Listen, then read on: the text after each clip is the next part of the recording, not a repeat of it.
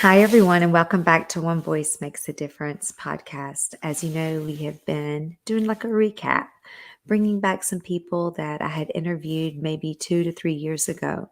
This lady that you're about to hear her incredible story, I interviewed her about 3 years ago, and she had one of the highest rates of downloads on my podcast.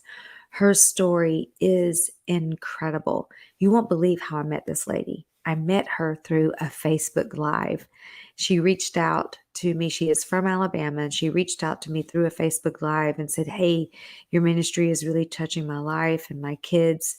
I just want to share a little bit of my story with you." And I had just actually started doing the podcast.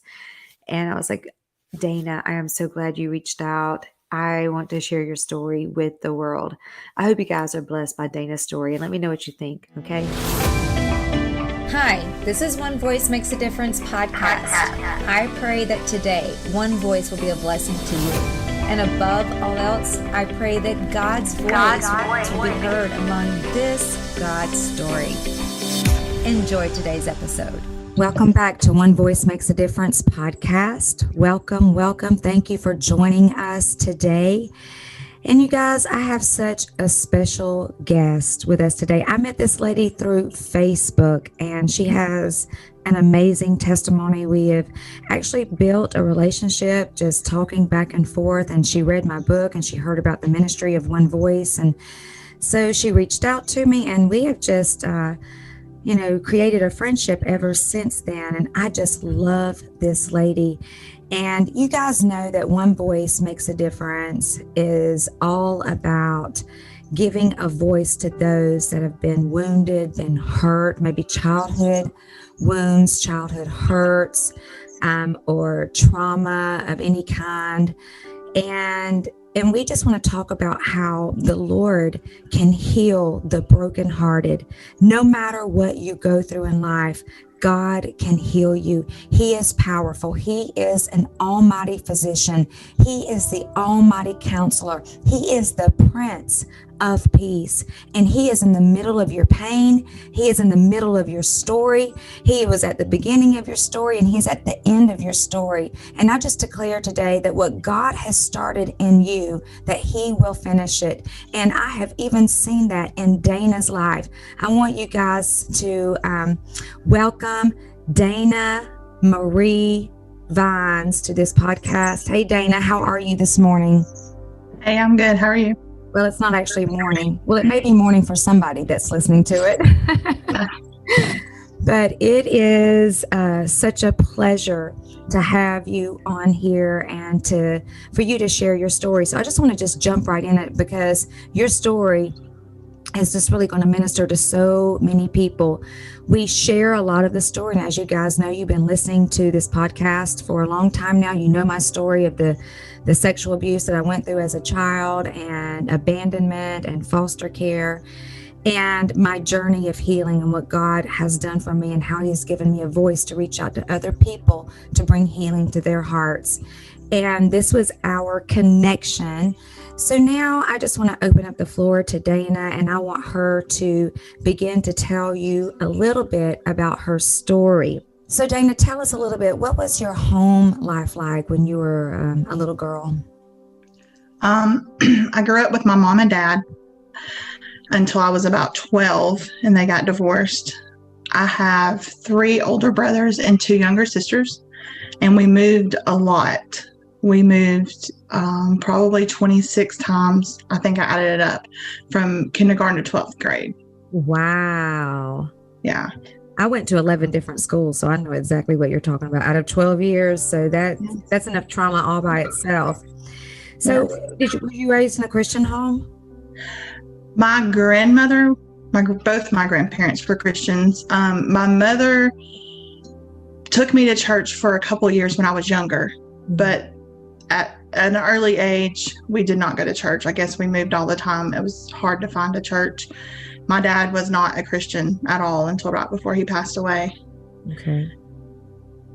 So you've had some abuse and some abandonment in your life, and it's taking you a long time to actually come out and tell people what you have been through. And part of the ministry that we have here and even in our church is that, the word says confess so that you can be healed. And the moment that you stop hiding your secrets, and because secrets create darkness and darkness creates depression, it gives the enemy a foothold in your life. And we have found that the moment that we confess those things and we bring those things that are in secret, hiding and things in the darkness, and we bring it to the light, then it opens the doors for the Lord to heal us, to come in and really heal us of all the issues that we have gone through and all of the pain of abuse and abandonment. So I just want you to know that I'm so proud of you. It's a very courageous thing that you are doing, and to share your story with us. You've already shared with me, but I want the world to know what God has done in your life. And people can't really know the power of healing and what God can do until they know the power of your brokenness and what your brokenness did to you, And a lot of people don't want people to know their brokenness because, it's shameful and it hurts. And we just want to keep that to ourselves. We don't want people to know about it. But you read my book, and after you read my book, you were like, oh my gosh, you felt something inside of you, and you're like, I need to get in touch with this lady, and I need to contact her. And we begin to talk a little bit. And here we are, a year later? A year and a half. A year and a half later, and you're on my podcast. So I'm just really excited about it. So Dana, tell us, when did your abuse start? My very first memory of the abuse, I was 4.5 years old. And we were moving into a house, and a family member approached me and asked me to go into the bathroom with him. And I did. And that's when he began fondling me and really just introducing to me to, a male's body parts. And at 4.5 years old. 4.5 years old, yes. So what happened after that? Well, we were still in the act, and my mother came through the house looking for him, and she started calling his name. And he was like, get your pants up and don't you say a word. And there were 2 doors to the bathroom. So he's like, I'm going to go out this bathroom. You're going to go out that bathroom door. So I said, okay. And before we could get out the doors, my mother had met us at one of the doors, and she called us and wanted to know what we were doing. And she was very upset. So I did. At first, I assumed I was like a deer in headlights, because part of me felt like it was okay, and then there was a part of me that knew what was going on wasn't right. But when he told me, be quiet, I knew that there was a problem. So she started screaming and yelling at us and telling us, asking us what we were doing. And I told her, and she took us to her bedroom, and there was a slat to the bed that she was putting together. And she took that slat and beat me and him both with the slat and told us she better not ever see that happen again. Wow. I can't imagine that you're 4.5 years old and you didn't ask for it, but yet, you were introduced to that. And then on top of that, you were punished for it. So I can only imagine what your 4.5-year-old mind was thinking. So did he stop after that? Was that enough for him? Did the beating do anything to him to make him stop, or did he keep on? No, unfortunately, it did not stop. He continued repeatedly all the way until I was 15 years old. Wow. So from what I understand, it was more than just one person too. There was multiple people involved. Yes, there's another family member that eventually took part maybe a year or so later. He was older than the other one, but I don't know why it took a while, but about a year or so later, he decided to take part. And at first it was just molestation, just fondling in the middle of the night, almost every night. I mean, it was very, very constant. Wow. Over and over. Mm-hmm. I just want to put out some statistics really quick. Statistics say that 1 out of every 4 girls is molested or raped before the age of 12. And it's usually 80% of them are by family members or someone they know. And it's never reported, and they're never thrown into jail. They don't spend not even one day in jail. And so we just want to bring recognition to that. And the more we bring recognition to it, the more healing that can flow, in our lives. So our motto here is just, hey, if something is happening to you, you need to tell somebody. And you need to tell mom or dad. And if mom or dad don't believe you, or if they get mad at you and beat you, then you need to find a teacher. You need to find a pastor, somebody that you can listen to that can help you. So Dana, was there a shifting? Because I think that at one point you were raped. So how old were you when that happened? The very first time I was raped, I was 9 years old. By the same person? Yes. Okay. Because usually they prep you for a really long time. They are getting you ready for what they want to do to you. And so how did you feel after that? What did that make you feel like as a 9-year-old? That's so young. Yeah, I really just shut down. I didn't have any friends. I didn't talk to anybody because I had already tried to tell, and my mother didn't believe me. Mm-hmm. So when that happened, I just shut down. I was numb to the fact of what was going on. I thought it was my fault. Mm-hmm. And so I just let whatever happened happen. Okay. So is your dad involved in your life? Was he at any point then? My mom and dad were together until I was 12. So at this point, during the first rape, he was at home. It happened at night. Right. So I don't know why I never went to my dad. I'm not sure. My dad was not a very nice man. Mm-hmm. He was mentally abusive. I never saw him physically hit my mom, but he was very verbally abusive and emotionally abusive. Mm-hmm. And he was physically abusive to some of the children in the home, not myself. He never whipped me, but some of the kids he did. So a lot of times people don't talk about it because it becomes their normal. So when you are abused, especially under the age of 6 years old, that becomes your normal. So you don't even know that it is abuse. You don't even realize. You're thinking, because you're growing and you're learning from your environment. And so as children, you don't know how to tell people. So I think it's really important as parents that, listen, it's never too young to talk to your children. I mean, the moment they start school or preschool, you need to let them know, listen, nobody touches you here. Nobody does this to you. And if they do, you tell me. You tell your teacher right away. And it's important that you tell somebody, because the moment you begin to tell somebody, it makes a difference. And you have to teach your children, this is not right. This is painful. This is going to hurt you. But I'm going to tell you, I'm just going to be honest with you. Back in the day when we were little, nobody talked about it. I mean, people are just now starting to talk about it if you really want to know the truth about it. And so, we didn't talk about it then. It just become our normal. But then you grow up and you think, and you start looking at other people's lives and you're going, no, this was not normal, what I went through. So, gosh, Dana, you were 8.5, 9 years old. You got raped for the first time. So what happened after that? What was the environment back, like after that?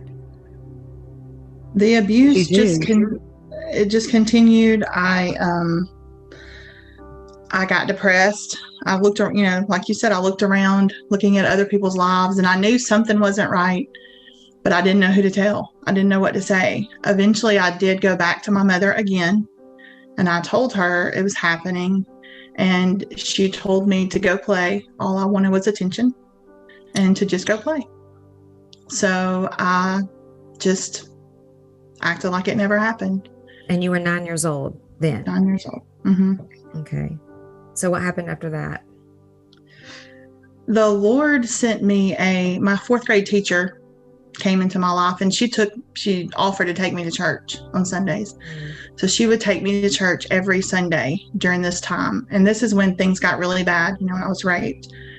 So I truly believe that her being in my life brought God, it brought God into my life, because she taught me who God was in fourth grade. Yeah. But I never told her either. I didn't tell her what was going on, but she took me to church from fourth grade till seventh grade. Wow. And the abuse just kept getting worse. I caught them one of them doing the same thing to my little sister. I have two younger sisters. And I tried to tell my mom about that, and she didn't believe me. Wow. My younger sister was 2 at that time. So I just held it all in, and it just got worse. And then at 12 years old, I tried to kill myself. What happened? I took a whole bunch of pills, and I didn't tell anybody. I don't even know what I took. I just took them, and I slept for a couple of days. Nobody even noticed that Dana was not up walking around. Wow. Wow, that's crazy. And you never told anybody? No. I was done. At some point, did you go to a church camp? What happened where you realized there's something really shifted in your life? At 14, my uncle paid for us to go to a youth retreat. It was a weekend youth retreat at a local church. And he was big into the church. And every summer he would say, I'm paying for all the nieces and nephews to go. And he would. Wow. So he shipped us off, which not everybody wanted to go, but I wanted to go. So I went to this youth retreat, and they were talking about premarital sex and how you can catch STDs and how you can get pregnant.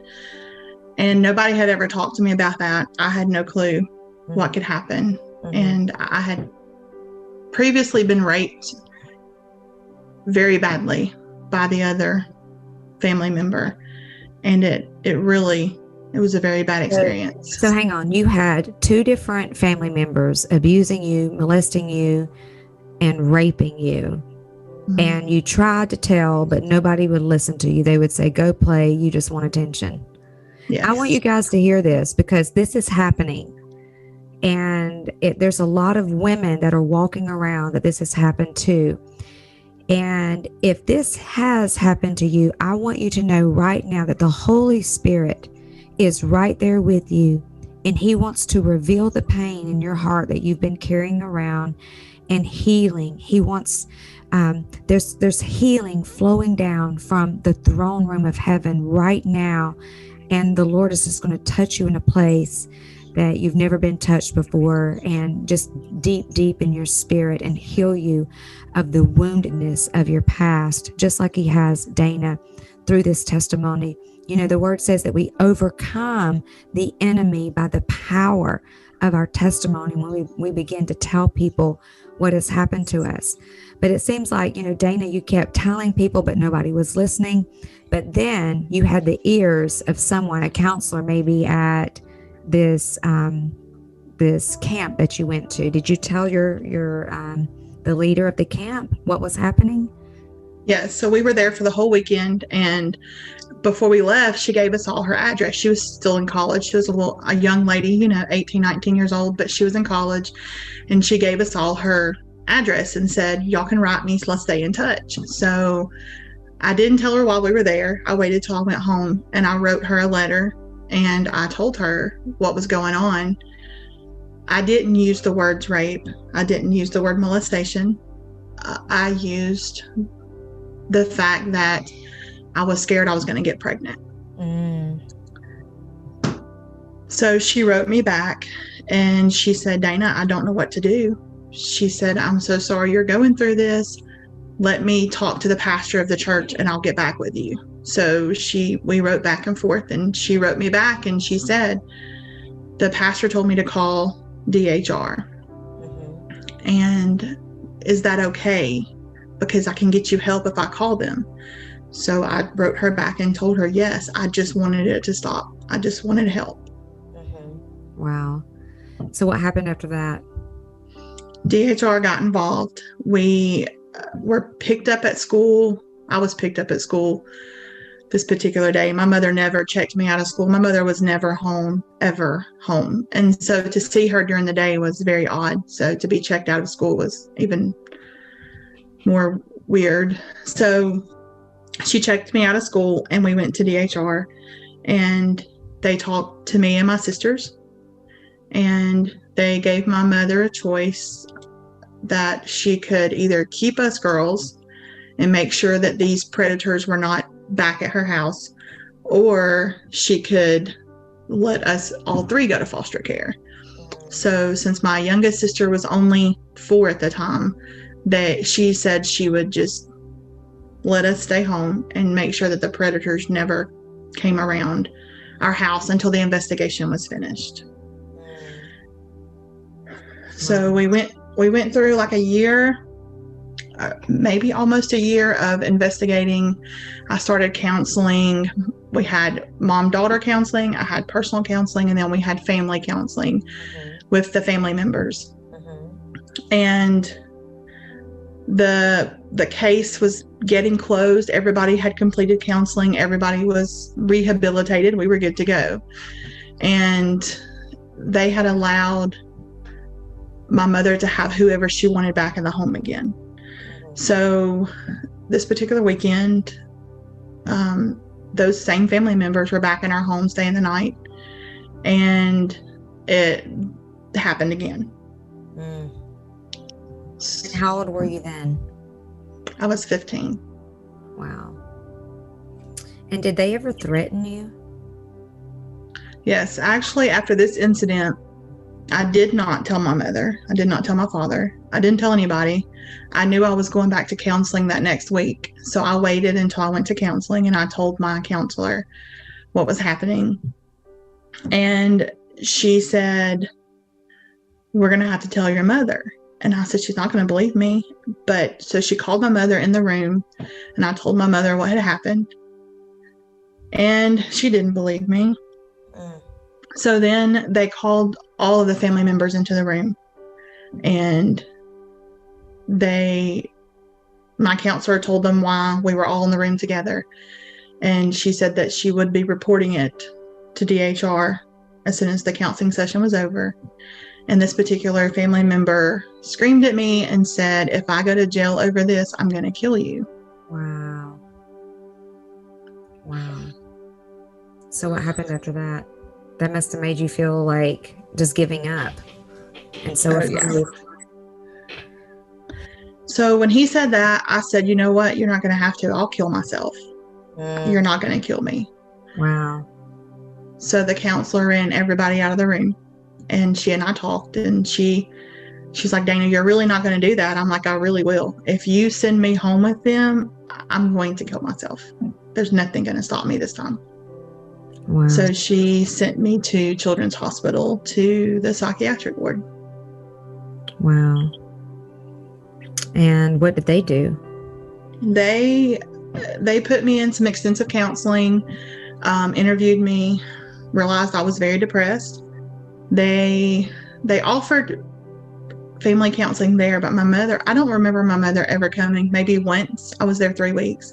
My dad came one time. My mother came one time for visitation. My mother came for one family counseling session.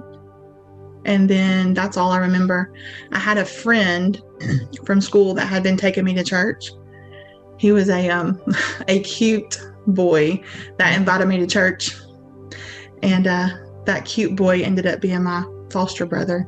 But, oh, wow. Yes, but he was a preacher boy, and everybody made fun of him, but he always brought hope, So because he was a preacher or a licensed minister, he was able to come visit me while I was in the hospital. Wow. And he and his family had been taking me to church on Sundays. So he came in to let me know they were praying for me. And so I just stayed there for 3 weeks until I finally came to grips with, what was going to happen. They decided through DHR and my counselors, they were not going to send me back home. So they sent me to my mom's sister's house, my aunt's house, to live. So that was my first placement in foster care. Did you ever go live with your dad at any point? I did. So while I was living with my aunt, that was in July. So around September, my mother had visitation, and she kept telling me that my aunt wanted to adopt me, and she can't believe I was turning my back on her, and how if she adopted me, all these things were going to change. And so I got scared, and I asked DHR to let me go back home. I told them I wanted to go back home to my mother. So I went back home to my mother until that January. My sister, her birthday was in January. She had to spend the night party, and it happened again. Wow.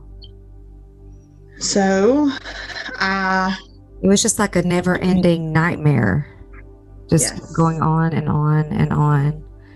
Mm-hmm. So after that time, was that the last time it happened? That was the last time, because I was permanently removed from the home. And he was actually raping you every time?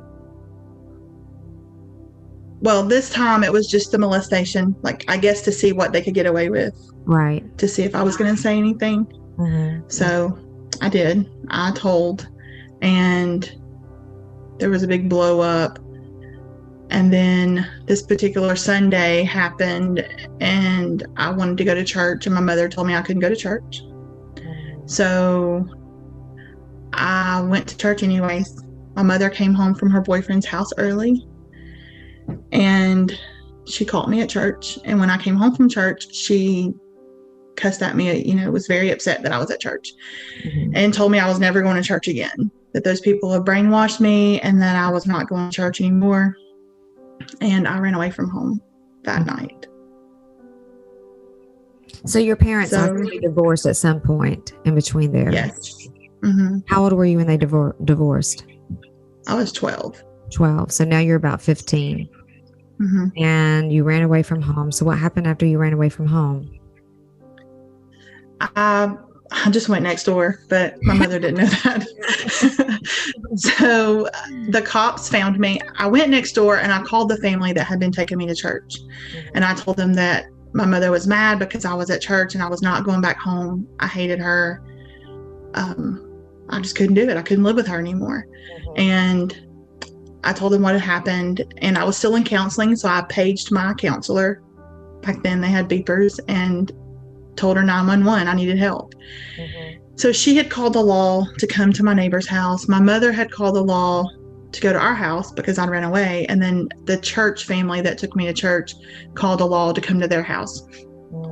And they were in communication with my father. So my father is a very ignorant man, and that's not to be disrespectful at all. He couldn't read, he couldn't write, he was very ignorant. So he loved us kids, I believe, in his own way. He just did not know how to do anything about it, So they were trying to help him get custody of us children anyways at that point, the family that was taking me to church. So the cops came to my neighbor's house and took me back home and told me to go to bed and don't talk to anybody. Don't look at my mother. Do not disrespect her. If they have to come back out there again, they would take me to juvenile. They were very rude. They threw me in the back of the cop car. They cussed at me. And I was like, look, you don't have to cuss me. I just want to go to church. That's all I wanted. So I went to bed that night, and I cried myself to sleep. And didn't know what the next day held. He said that my mother would take care of me tomorrow. So I got up the next morning before anybody else in the house woke up. I walked down to the bus stop. I was probably there at 6, and the bus didn't even run until 7:15. And I sat there waiting on the bus. Wow. That's crazy. So what happened after that? My mother came to check me out of school, and she took me to juvenile. And she was going to put me in juvenile because I was uncontrollable. And this little old black lady, she was the sweetest little thing. She interviewed me for over an hour and a half, and then she interviewed my mom, and then she called us both back in there together. And she looked at my mother and she said, "Miss Smith," she said, "Dana doesn't need juvenile. She just needs love. And we're going to send her to live with her dad." So my mother left me there, and I sat on the intake bench with my suitcase of clothes, and I had to wait 2 hours for my dad to get there because he lived about 2 hours away from where we were from. So I went to live with my dad. Wow. So what, after you went to live with your dad, you have all of these emotions. I'm sure you're confused about love, confused about if I'm good or bad, what's wrong with me. So many questions are probably arising in your heart. And now they're going to send you back to school, with all of this. And this is like a hard time anyway. So when you went to live with your dad, did you go back to school? What happened then? Well, actually, fortunately for that situation, they had just passed a law where if you did not have custody of your children, you could not put them in school. So my dad took me to put me in school that following Monday, and they would not let him because I guess it was a mutual decision between my parents that I would just live with him. So I was 15, and I decided that I told my dad, I said, "Look, don't worry about it, Dad. I'll just quit school. It's fine. When I turn 16, I'll go get my GED. It's fine." Wow. And my dad argued because I was an AB honor roll student and never made a C. And he said, "No, Dana, you're too good of a kid. You're the only kid I've got that's going to do anything. I need you to go to school." And I said, "It's fine. It'll be fine, Dad. It'll be fine." So I quit school. I was 15, and I said, "Nobody will ever know. I'll be 16 by next year when school starts. Nobody will know." So I just lived with my dad, and he lived with his sister. It was a very poverty-stricken environment. But I just lived there until April that year. Then eventually did you go back to school or no? I did. The family that was from our hometown that had been taking me to church was in connection with the school that I had come from. We changed schools a lot, but this is the school I had been at the most. So they had talked to the principal there, and he told them that if my dad could get me back to that side of town, that he would let me finish out that school year and make up all the work I had missed just so I wouldn't fail. And that would give my dad more time to get his stuff straight so I could get back in school that next year. Right. So they offered my father and I a travel trailer to live in on their property. Wow. And so we moved in the travel trailer. And my dad worked for the father of that household. And I went to school. Wow. So I made up all the work I missed from January to April. And I did all that in April and May. And did you have to stay after school to do stuff too? I stayed after school every day. I had the best teachers. My teachers never complained. Wow. So I took one class at a time and just stayed after school and made up all that work and ended up passing that year with all A's and B's. Wow. I just want to take my hat off to all the teachers out there because I want you to know that you are making a difference in the lives of these children. The love that you show and, the concern that you have for their lives, even though you may not have the power to change their circumstances, you are changing the way they think and the way they view life, and you're giving them hope. So there was a teacher and a counselor that made a difference in my life, and a pastor, just these little seeds that you plant, and along the way, they never forget about it. So to all my teachers, I just want to say, keep on keeping on. All of my pastors and youth pastors, keep pouring into those kids, because you are making a difference. You are impacting their lives so strong that you really don't even realize the power of the positive words that you are speaking over their lives, and the love that you show them. It's creating atmosphere for them to have hope and to believe. So I just wanted to stop a moment, Dana, and just give honor to pastors and to teachers and counselors, these people that have just poured into your life. What a difference that they made in your life. So I remember you telling me that you went back to school, and then what happened after that? You had your dad just, I don't know what happened to him. Something just shifted inside of him, and then it rocked your world. So can you tell everybody else what happened then? Yeah, so the day came to go pick up our report card from that school year, and my dad took me to school to pick up my report card. And when he got back, it was a Friday, June 3rd. And when he got back, he told me he went back home, which was a couple hours away, every other weekend to see his girlfriend, or every weekend. Mm-hmm. And I would just stay there and go to church at the friend's house. Mm-hmm. And so he told me, he said, I'm going to go see my girlfriend. I'll be back Sunday. And when Sunday came, he just never came back. Wow. He just left you there. Yes. So what did you do? I just stayed there. I mean, we gave it a couple weeks because it was summer. So after a couple weeks of me calling and him not answering, and talking to his family and nobody giving me any answers, the Harts, Deborah and Walter Hart are their name, the family, they came to me and they said, Dana, we're going to have to move you in the house. We can't leave you out here in a travel trailer by yourself.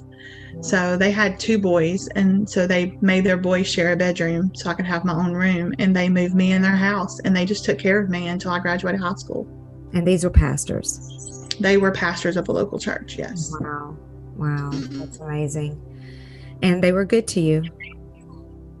Yes, they were amazing. I never knew what it was like to have a mom to cook dinner, and to be there when you come home from school, and to have someone to talk to, and a father who didn't scream and yell and fuss and cuss every breath. Walter was very aggravating, but other than that, he was wonderful. The brothers, they were mean to me, but in a brother and sister way, not, in a bad way. Yeah. So it was just great to be a part of a real family, I guess, and to learn what unconditional love was. Wow. That's amazing. So after all of this happened and you're growing up, I know that you got married and you've been through a divorce. And I also see that now you are taking in other children, some of your family, they're not your own, but you've taken them in, you're taking care of them just in the same way that people took care of you. I see you now doing the same thing to others, and you're bringing love to their hearts. You're making a difference in their lives because of the love. But what triggered you to decide to lean into some healing, and you knew that you needed healing from all of this? What happened? How was your walk with the Lord during all of these years after adolescence and after high school? In my early adult age, I still went to church all the time because church was a safe place, but I wasn't living for God. I did drugs, I drank, I had sex, I did it all. But I met my knight in shining armor at 24, married. We were divorced 6.5 years later due to an abusive marriage. When I divorced him, found myself with no family. I was too embarrassed to call my foster family and tell them I was, divorced, because you're not supposed to divorce, right? Or that's how the church believed back then. Yeah. So I was too embarrassed to call them. And we were pretty much homeless. We ended up living above a business for 18 months, thanks to a friend of a friend of a friend. And they let us live there. And it was rough. The instability that I grew up with, I continued to put off on my children. The insecurities I had, I couldn't keep a job. I didn't have any confidence. I didn't have any self-esteem. It just affected me in so many different ways. I didn't know how to rise above my past. And it wasn't until my mother passed away 3 years ago. And when she passed away, I didn't think it would affect me, because I hated her. I didn't care about her. But 10 days before she passed, she looked me in the eye and she asked me to forgive her for everything. And I remember asking her, "Are you about to die?" Because it was just weird, because we've never had that conversation before. But I really believed she knew she was going to die. And when she passed away the year after that, it'd been about a year, it was just, I was depressed. I don't know why I was depressed. Didn't know why. I know now it was probably a lot of her death. Yeah. And everything else I'd been through, and there was no closure. So now my father died 10 years ago. So I've lost both parents, and I can't ever get closure on all this abuse that I went through. There's no closure there, and no reason to say, "Why didn't you believe me?" or "Why didn't you do anything?" or, there was just nothing. So I was really depressed, and I had planned my suicide. I had put, I don't have any family. I want to raise my children. So I had put some friends down on my life insurance policy. I had asked them, if something happened to me, would they take my children? And they said yes. And I knew they would raise them in church. I knew they would take care of them and push them to be the best they could be. And I just couldn't do it anymore. I couldn't. At this point, I had one extra child, which is my niece. So I had a total of 3 children. But when I tried to follow through with it, I could not do it. Wow. I'm not going to say I had an epiphany and God came down and spoke to me or anything like that, but I do know the Holy Spirit stopped me from following through with any of those plans. And at that point, I ran across your testimony, not in the same month, but shortly after. Your testimony came across my Facebook page. And I wasn't friends with you. I didn't know who you were, but the testimony was a sponsored ad and it came across, and I listened. And at the end you said, if this has touched you in any way, reach out to me. Right. And I'm like, yeah, she's never going to respond, so I reached out, and you responded, and you sent me a book. And when I read that book, I started reading the book. I couldn't finish it because it brought up so many memories. And I realized, even though I had been in counseling in the past for the abuse and for all that had happened, there were so many things I never told anybody. And there was so much I never talked about. And there was so much that wasn't really healed. So that's when I decided that I needed some help. I couldn't do it on my own. Wow, that's awesome. So part of the One Voice ministry is we like to send teenage girls to the Selah retreat in Atlanta, Georgia, under the care of Allison Lusted. And she has a powerful testimony also. And actually her testimony is on one of my podcasts if you want to go back and listen to that. But we decided that we would send some of the kids, your kids, some of the ones that maybe your niece, I guess, to the Selah retreat so they could find inner healing. And you're like, well, I think I need to go. And I'm like, yeah, you do. Y'all all should go. So did the kids end up going too? They did. I ended up going first. Okay. Because the scholarship opportunity you had when you were there, we ended up all getting COVID, so we couldn't go. That's right. So it worked out, which I'm glad it did. I ended up going to the retreat first, and it was an amazing experience. I recommend that for anybody, just anything. I mean, it was just amazing. It totally changed my life. And now doing counseling with Allison and Crosspoint Ministries has really brought a difference in my life. Wow. So, and then my girls, I took on another foster child a year ago. So I have 2 children, 2 extra children. And so they both ended up going 2 months after I went to the Selah retreat, and it's totally changed their lives as well. Wow. I just love how God worked all of that out, how it's like he set it up for you. It was just a setup from God, and he's not finished, Dana, setting things up for you. And I love the story of, we were talking earlier today, and you were talking with Allison, and Allison's like, well, we need to get you planted in a church. So how did you find this amazing church that you're in right now? What happened? I mean, because it's just another setup.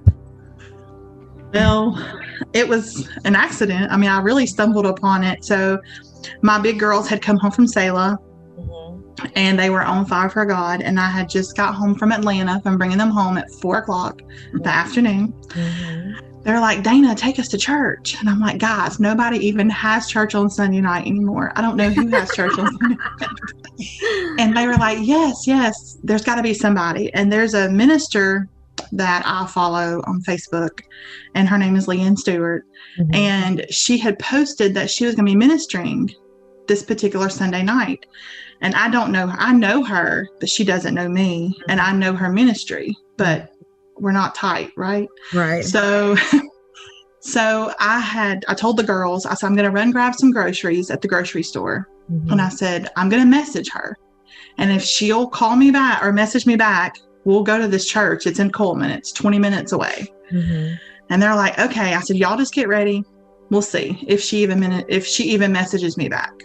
And within 3 minutes, I mean, the church started at 5:30. This is 4:15. This lady texts me back. She goes, yes, I'll be there at 5:30. You should come. Okay. Yes, ma'am. So I get home from the grocery store and I tell the girls, let's go. So we hop in our car. We don't know anybody at this church. I don't know Leanne. I'm just going to, because my kids want to go to church. And if my teenagers want to go to church, I'm going to take them to church. We stumbled upon this little church. And I remember walking in, and one of the greeters, she said, are you here to visit? Or are you here for Leanne? I said, we're just here for Leanne. So we went in, and that night, my girls said, we found us a church. Wow. We want to stay here. And I'm like, you can't do that, guys. You can't make a decision off one night. But we ended up visiting again a couple other times. And by the 3rd time, we all knew that's where we needed to be. We needed to plan. Yeah, you're hooked after the 3rd time. I've always said that. Yes. And you just, had a great relationship with the pastor's wife there. She just reached out to you. Yeah, so we had some discipleship classes, and she shared her testimony, which is a lot like mine, similar ways. And I reached out to her and was like, I never told her, we have some similar ways. And she told me at one point, she's like, Dana, that verse in Revelations, you're made an overcomer by the blood of the Lamb and the word of your testimony. But I remember telling her, just like I've told you many times, I'm ashamed. I'm embarrassed by my testimony. Yeah. Wow. And so she told me, she said, I could be that way too, but if I was, would it help anybody?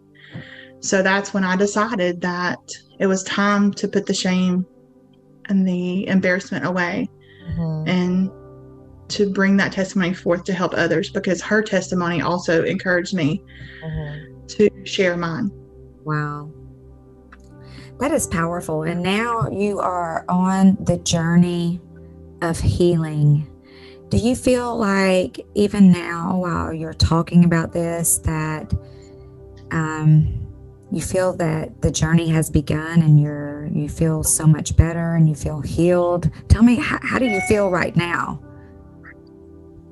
I feel so free right now. It's just amazing.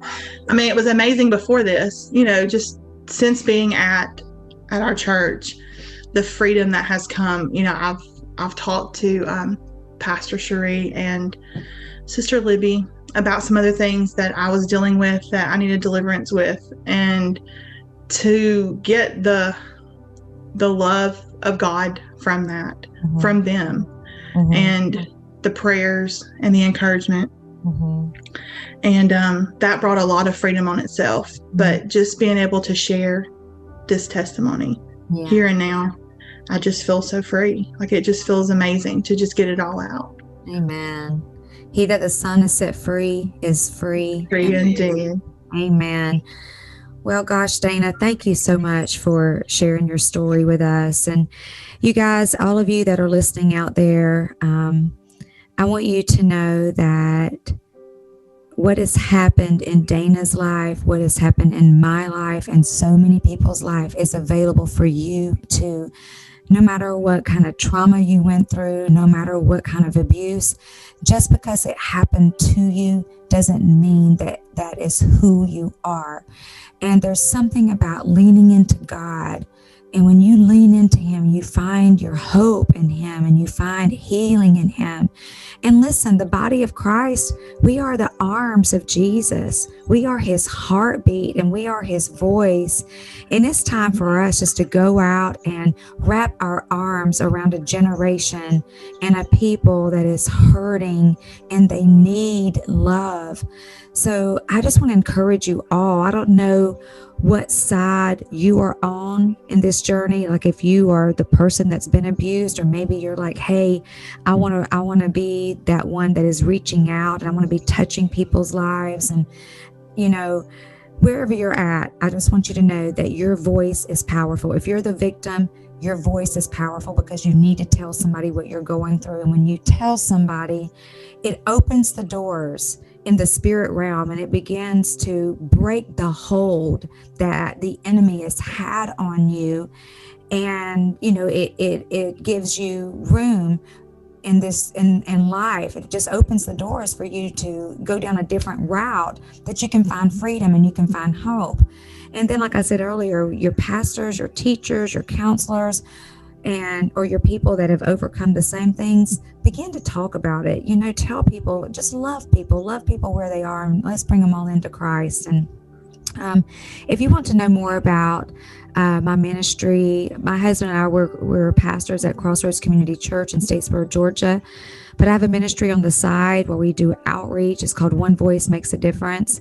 My website is www.janetswanson.org. And if you want to help us send kids to the Selah retreat, it's like a $550 fee to send them there. And we also do counseling here at our church. We do mentorship and helping kids get back on the right road, get them back on the right track. And all the money that you would send into us would go to help them. We give books away, we give counseling away, we give t-shirts away, we go into the school system. We really were going into the school system before COVID hit, but now the Lord opened the door for me to do the podcast, and this is the platform that I'm using now just to reach out. So if you want to be a part of that, just go on there and pray about being a monthly donor to the One Voice Ministry so that we can reach more kids. Listen, this is the year, I believe, for healing and salvation. And I've asked the Lord that this would be the year that we would win more souls than we have ever had. Personally, I'm asking God, give me more souls than I've ever won in my entire life this year. And I am ready. I feel like fire shut up in my bones, ready just to go out and get these kids. But you know what? We do it together and we need your help. So I'm just so grateful for God, for all that He has done. And I can't wait, Dana, to see what else God is going to do with you. You have a bright future, my friend. You're a beautiful person inside out. And I just want to thank you so much for coming on and telling us your story today. And all of you that are listening out there, today today, thank you for tuning in. Thank you for listening, whether you're driving in your car, maybe you're getting ready at home, or maybe you're on vacation and you're just doing absolutely nothing and you wanted to hear a podcast. And here we are, we popped up. So thank you for listening today. And I'd just love for you to share this with someone if it's really ministered to you. All right. Well, we look forward to seeing you guys next week on One Voice Makes a Difference podcast. Take care. God bless. Thank you for listening to One Voice Makes a Difference. If you enjoyed today's episode, please consider subscribing and reviewing the show on iTunes or wherever you listen to podcasts. Tell your friends about One Voice too. Your voice helps the show reach more people and to spread the gospel. If you'd like to hear more about my personal story, you can purchase my book, One Voice, on my website, www.janetswanson.org, or on Amazon and audible.com. You can also connect with me on Facebook, Instagram, Twitter, or YouTube. Most importantly, if you're in a crisis, please call 24/7 Crisis Hotline at 1-800-273-8255 or visit suicidepreventionlifeline.org. Don't wait, your life matters.